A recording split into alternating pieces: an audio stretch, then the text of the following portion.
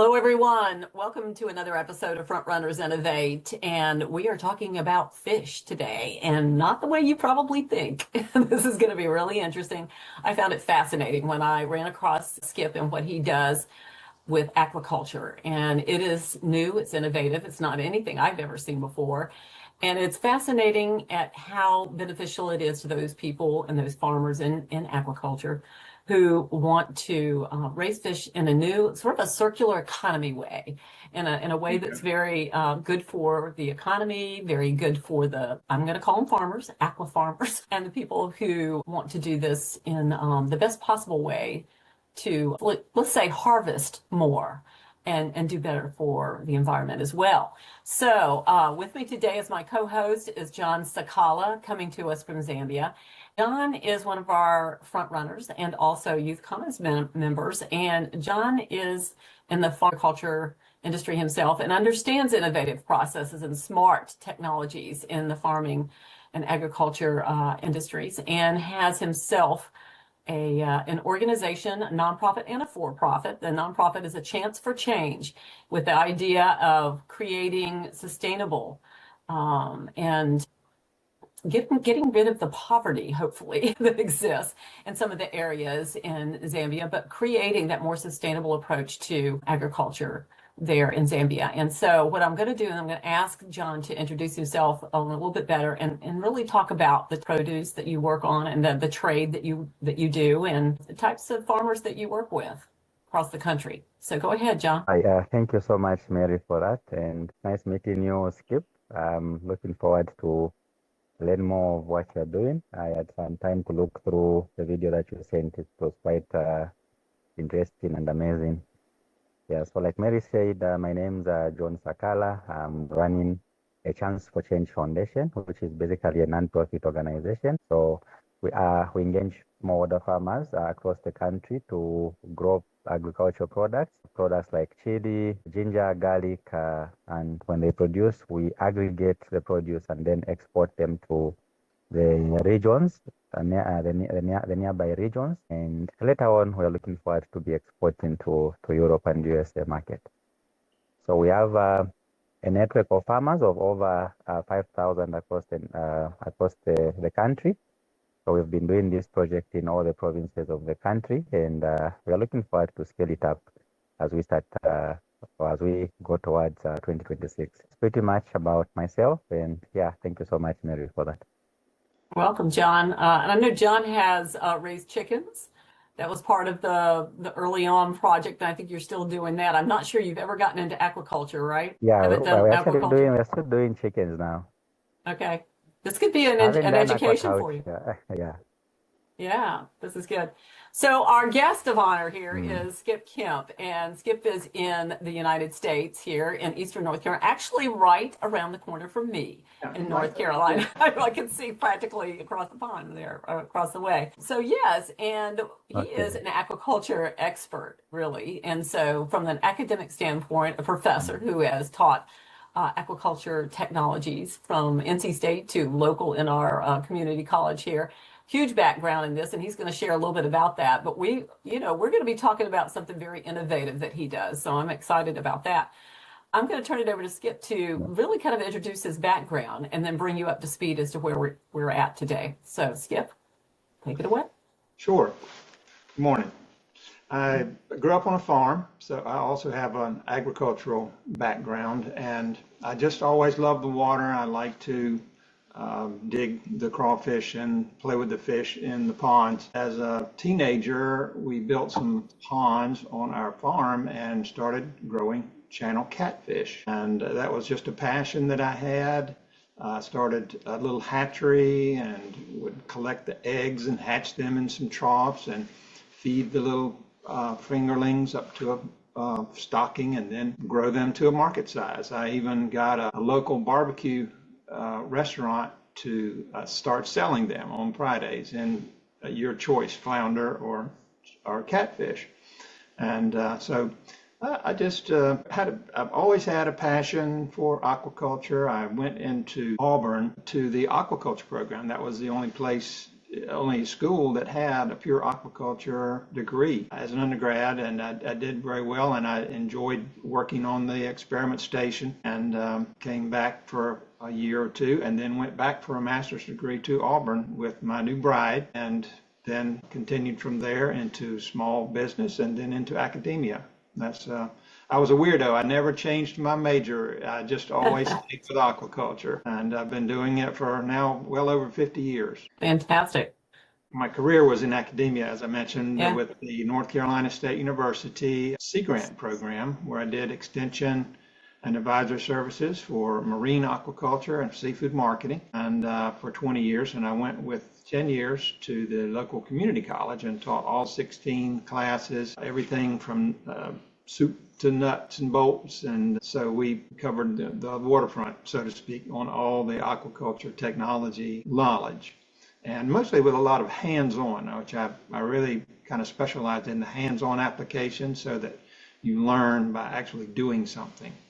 We had agreements with the universities that our students with a 2-year degree could transfer in and earn a bachelor's with 2 more years. And so the professors who were taking our students said, "Man, your students are much better than the ones who coming in just for a bachelor's because they know how to do stuff."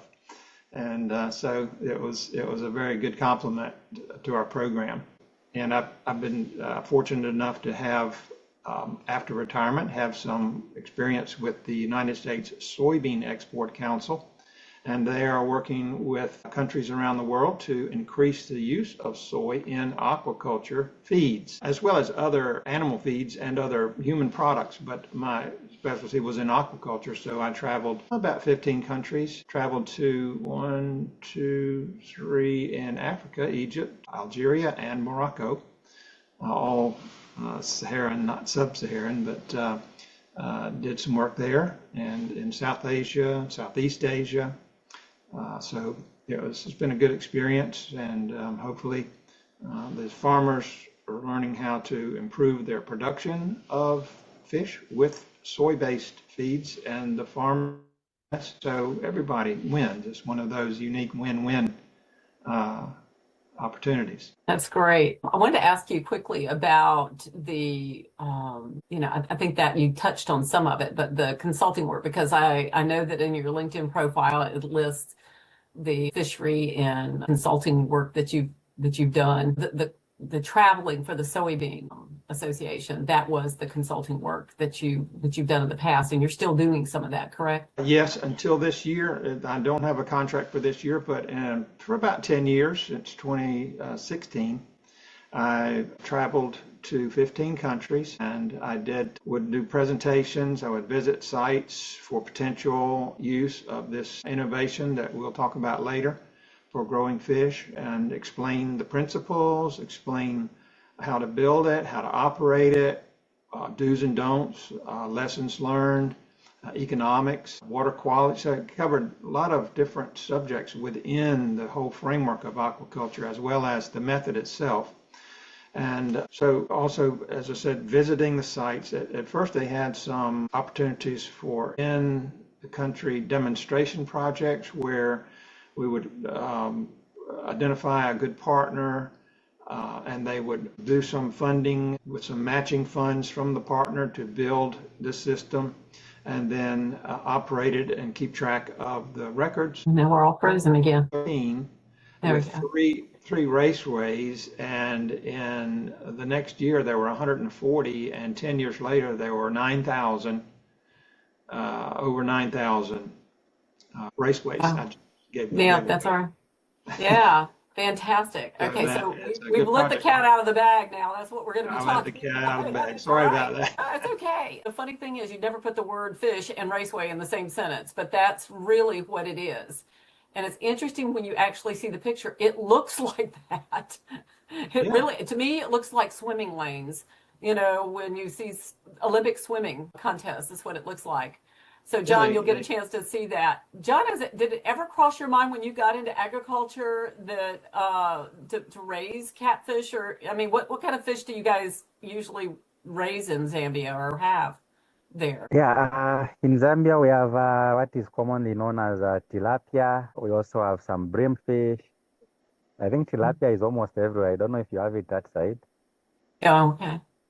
Interesting. Let me ask you this Yeah, then too. Do you yeah. grow soybeans there? Yes, plenty of soybean. Most of farmers, majority of them, they grow soybean. Do you guys trade in soybeans as well? Um, Not at the moment, but we are very privileged to trade in soybeans if we get to have a client who would say they want to buy soybeans. Because majority of the farmers we have, they are commercial farmers who produce in big numbers. All right, interesting to know. Okay, so let's start that conversation. Yeah. So, John, let's go ahead and let Skip share a little bit of information. Then I'm going to turn the questioning over to you. So, Skip, share a little bit about the Raceway, and then John will take it from there. Sure, glad to. The raceway is a way to modernize fish farming. Traditionally, fish are grown in open ponds, and this type of method is using a containment. So the fish are contained in a structure that's built in the pond rather than a separate structure like some that are doing now in buildings. You can utilize your existing water, existing pond infrastructure, and just containerize the fish. Another thing was we control the oxygen and the water quality in the pond by we call it turning the pond into a river. We create a flow pattern within the pond so that the water flows through the raceway, where bringing the fish oxygen and then returning that water to the pond so that it can assimilate the nutrients and bring the water back through the raceway again. We also integrate a section of the raceway at the end where the fish waste can accumulate and build up. So that can be removed with a pump, and then that can be used for fertilizer. Thus, as Mary said, the circular nature, circular economy, and that can be used for fertilizer to grow crops. And it can also be used to make a biogas, which I did last year with one of my projects. So we containerize the fish so that we can manage that better. All the feed is consumed. In an open pond, when they put feed, sometimes that wind carries it over into the edge. It gets lost in the grass. The fish can't find it. But in the raceway, all that feed is available to the fish. And that's probably one of the most important factors about this method, because the feed is at least half of the expense a lot of times for fish farming. So if you can get a better feed conversion ratio, feed to fish flesh, then you can improve your bottom line economics. And then the ability to reutilize and repurpose the waste, it could be sold. So that is getting back some money from that, which normally just goes and decomposes in the bottom of the pond and turns the water quality bad. So by removing the waste, we keep the water quality good, repurpose the waste, and keep the fish healthier. So there's a lot of benefits. I'd like to be able to convert to this 10 years of information transfer into a half an hour, but we'll do the best we can there. So I do Go have ahead and some. show a picture, if you will. Yeah. What I'm interested in, talk about what you all feed the fish and how this started with the soy or association with you. Isn't that where the genesis is with you? I've done some little animations so that I can kind of explain what it is. It helps to understand the operation. Okay, what I'm going to do here is set this in motion. So here's the raceways at the bottom here of this pond. This is a rectangular pond. Raceways, they're long linear structures that the fish swim in, and they have two sides and a floor. And in the front and the back, they have a screen, or a gate we call it, to keep the fish in it contained. So this unit at the very front is what we call the whitewater unit. It's an aeration unit that also serves as a water flow generator. So as it operates, and I have some pictures of that, it brings that oxygenated water in for the fish. And at this end of the raceway, we call this the quiescent zone, and this is where the waste, solid waste, accumulates. Now, the fish also create liquid waste and dissolved waste, which can't be taken out in this area. So that goes into the open pond, and these whitewater units keep the water mixed from top to bottom, and they prevent that stratification, that vertical stratification. In most ponds, at the bottom, it has low oxygen, and at the top, it has higher oxygen. Well, this mixes it so that it has higher oxygen throughout the entire pond. A little baffle wall so that it doesn't short circuit right back to the beginning. And so that uses the entire part of the open pond for reassimilation of the nutrients in the water.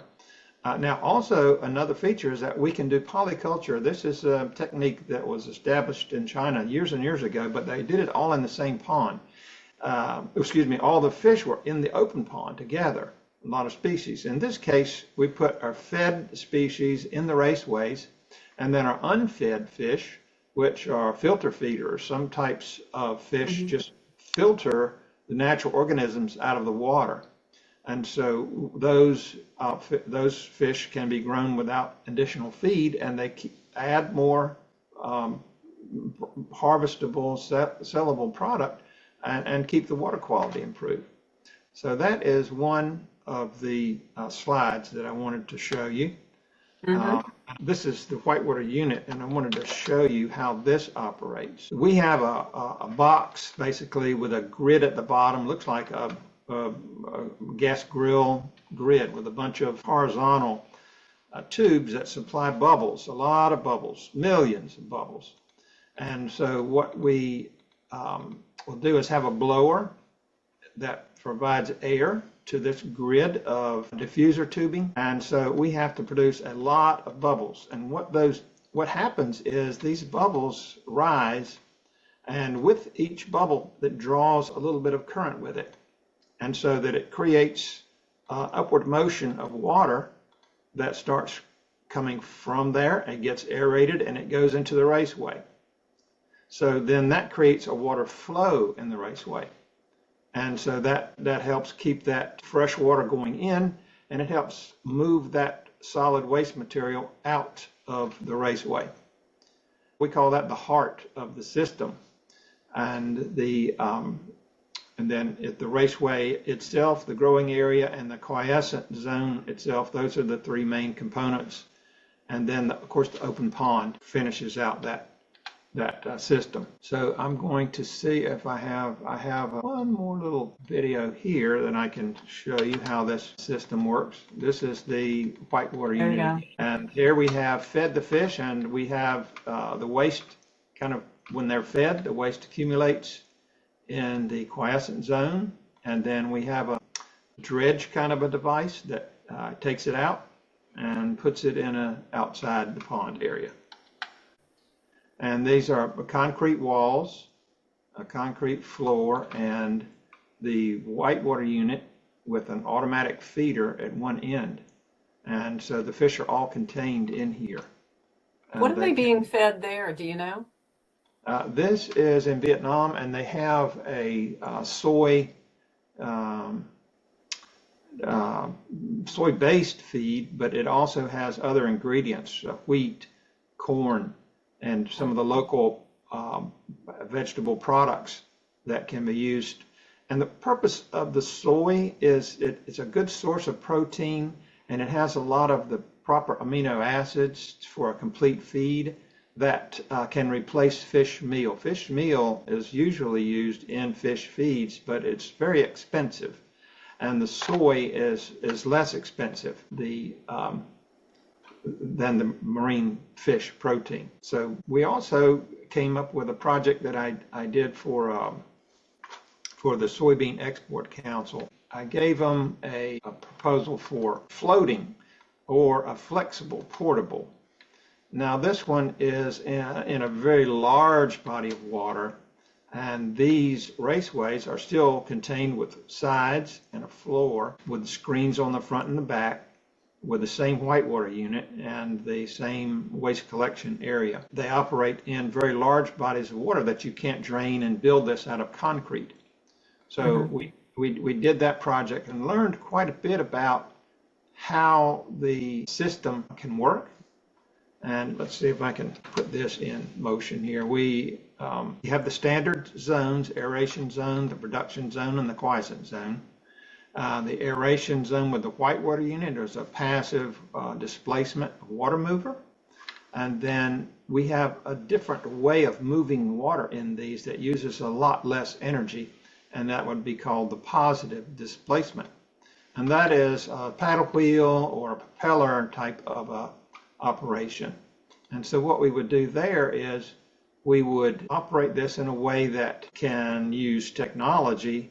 And a lot of young farmers want to use technology, and it really helps to actually they could do a second job or have the fish farming as a second operation. I've seen them just use their telephone to make sure everything's going well. You could use your phone to feed the fish. You could check the oxygen, turn on the aeration. Again, as we're talking about the circular economy, we built this raceway with the waste collection. You have to resettle it, and then you can use that settled in a greenhouse, and they bag it and then use it as a solid fertilizer. And what I did was I used it to collect gas from the fermentation and the digestion of this solid waste. I had a little device where I could collect the gas and actually got a flame. That was my main objective for that one, to show this can burn. We can actually cook with it or heat water or use it for various That's amazing. We call that energy, don't we, John? It's a big word. Yeah, we need this in Zambia. We used it to grow edamame. That's actually a soya type of a bean for humans to eat. And so we can say we had soy-fed fish, and then we had fish-fed soy. So yes. we had a very circular economy with that one. So my little device that I built was using solar panels actually to use DC electricity, so it could be operated off the grid.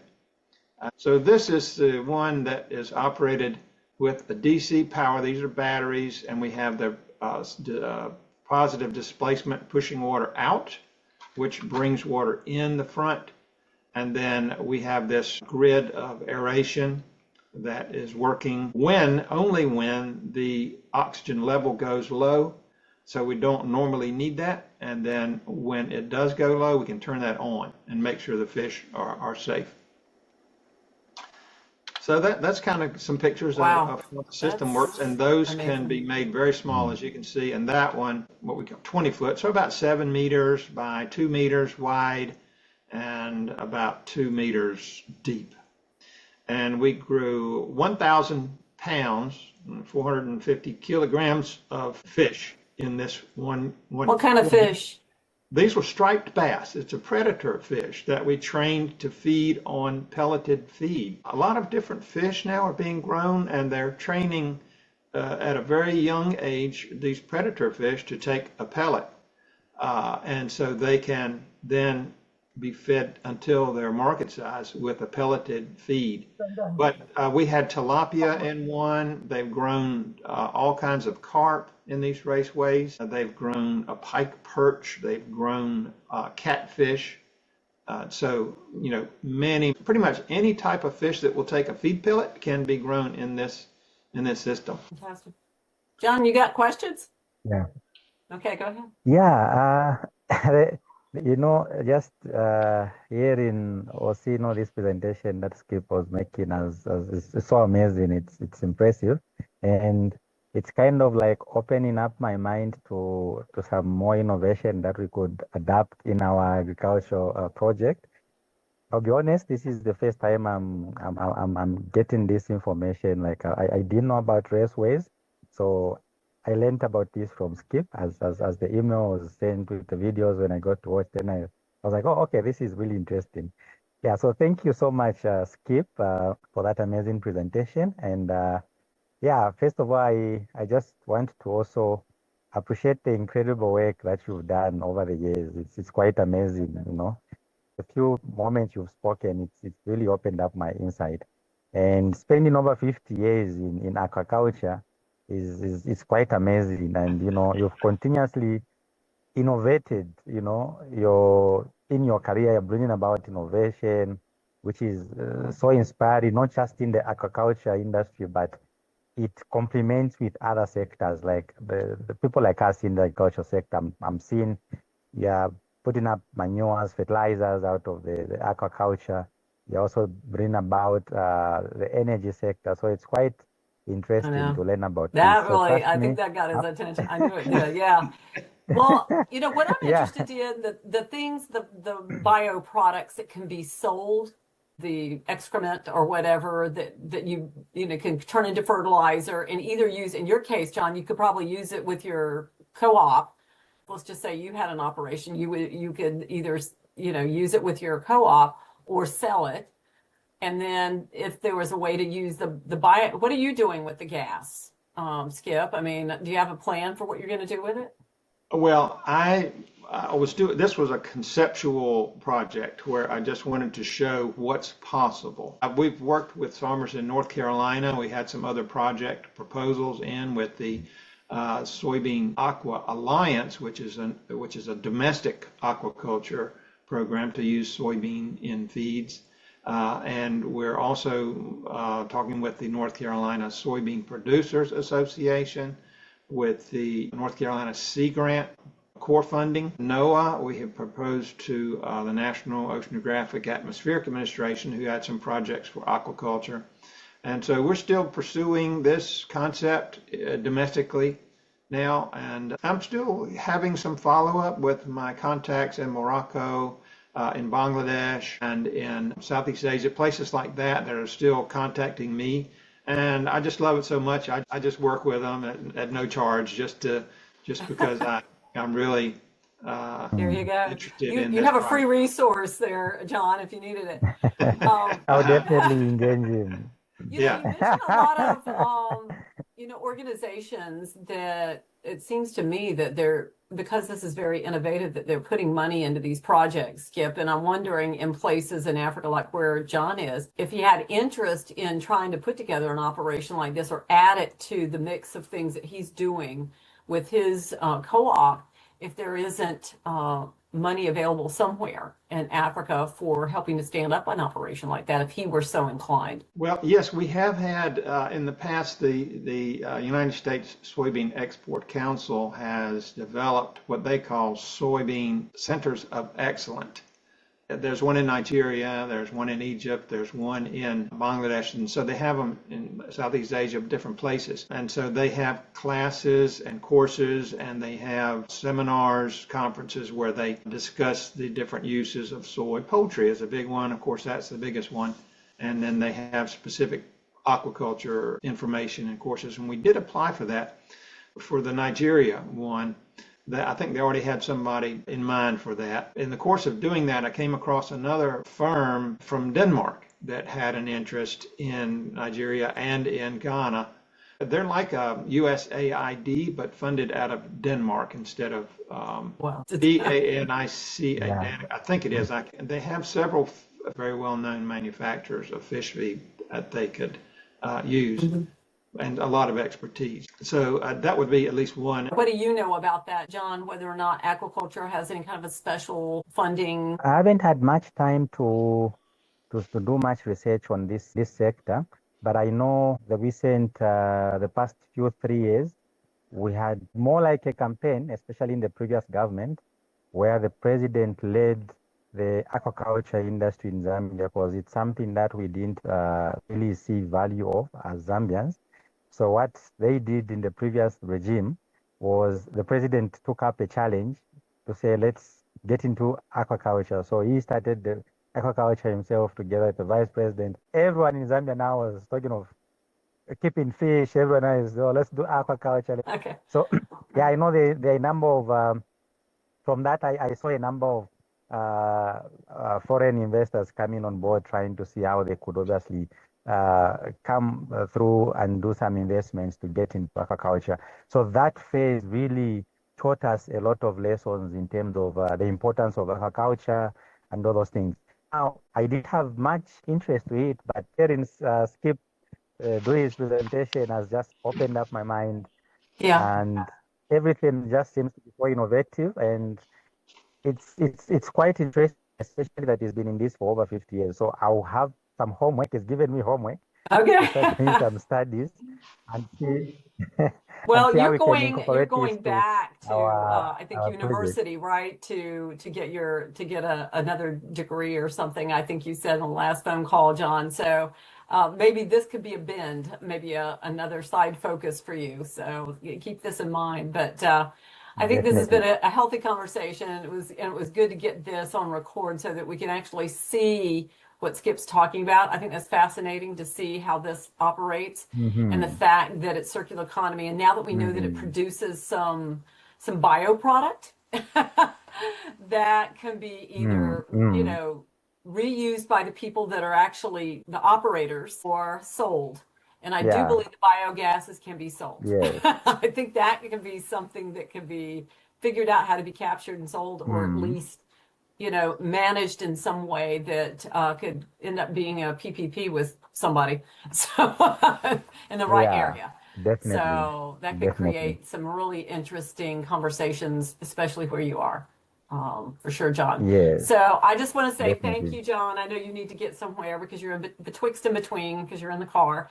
And Skip, thank you. Thank you for taking a break from yard stuff and doing what you do so well. And so thank you so much for sharing this information with all of us. And we can't wait to get it out there so people can start to ask questions. So before you go, though, the last question is, where do they go to find out more information, Skip? Where can people find more? I have a YouTube channel that I Okay. have a large video on it. I wanted to, matter of fact, as a good way of closing this, I could share that with you if that's okay. Sure. I have several different videos. One is a very long video on all the information from start to finish about the raceway itself. And this one I have 4 minute that kind of gives you an idea about how the fish are feeding. I really figured you might like to see this one. Oh, wow. Look at that. I can turn the audio. That's Oh, nice. yeah, we're not having the audio so much, but we can see it pretty well. So those are the soy pellets. Oh yeah. Man, they're hungry. Look at that. Yeah. Yeah. And there are so many in that pond. Huh? Yeah. That raceway. And I think, Skip, what you were telling me before is you really need a fairly decent sized natural pond to do this, right? Criteria wise. Well, yes, if you could grow fish in pretty much any size pond, then you could contain them in the raceway and scale it down. But typically, this type of system works better in larger water volumes. So what we've done in the past was if the farmer just had small ponds, then we just would take those dikes away and turn that into one larger pond, separate out the fish into several raceways instead of several ponds. So it just makes feeding easier, it makes Yeah. harvesting easier because they're already caught, you just dig them out. Uh, Makes managing the fish better, and the waste then is accumulated and gets it. You can get it out. Whether it's in a pond, you cannot do that. But the volume, the larger the volume, the better the results can be. And so that's why we would remove the dikes between the ponds and Yeah. just make one very large pond. You could even do this with a co-op. I was thinking about that one day. If you had ponds that were in a co-op arrangement, you can make a larger pond and then have the individual raceways for the individual participants in the co-op. So just a lot of different ways that it can be operated. Yes, John. Yeah. That just opens up my mind to this. I did mention that at our farm we have we have a dam. So this dam is about 1 hectare. That's 100 by 100 in dimension, and it's about 20 to 30 meters deep. So I'm now thinking maybe we could try to put up this innovation that I've just learned from Skip, but I have to get in touch with him after this. Later on to just try to get some more knowledge on how we can go about it. So I'm Uh, looking at this as also an opportunity to see can you send how a we could picture do this. through at some point? Send him a picture. Send us a picture of it. If you Yes, can I'll get a picture definitely of it. send that. Yeah. All right. Well, Yeah, I'll John, what send did you that. say the depth? What was the depth, did you say? It's 20 to 30 meters deep. 20 meters deep Yes, and 1 hectare in area. yes, Oh, okay, that's almost as deep as it is wide. That's a deep pond. Yeah. yeah, So, yeah, a lot of water there. Send us a picture. Yeah. Okay. Well, we'll have to yeah. find I'll out. send the picture. Okay. Okay. Yeah, You may have already the natural resource on your property that you need to have. So, Yeah. yeah, there definitely, you go. definitely. Keep the Yeah, thinking cap going. This is good. yeah, All right, guys. All right. So yeah. Skip has a YouTube channel. So Oh, how do oh they yeah. get to it, Skip? You can find my YouTube channel. It's PS Kemp 2. PSKEMP number 2 Okay. is the channel. But I think I also gave it the name aquaculture. So aqua and then CUL and then the number 2 and R. Aquaculture. Oh, okay. Gotcha. All So, but right. Okay, PS Kemp 2 would get you there, or look for IPRS, which is the acronym for the In-Pond Raceway System. You can find me through that as well, or just look up my name. Okay. Yeah, I think if you looked okay. up Skip Camp, you probably would find it. But I'll tell you what we'll do. We'll Yeah, drop those links underneath, the video in the description, both on YouTube and on our site. So you'll have all that information. And also for John at A Chance for Change. So thank you yeah. both. Appreciate it so much. And until next time, happy Thank you farming. so much. Enjoy your day. Bye. Thanks. Yeah. Bye. Okay.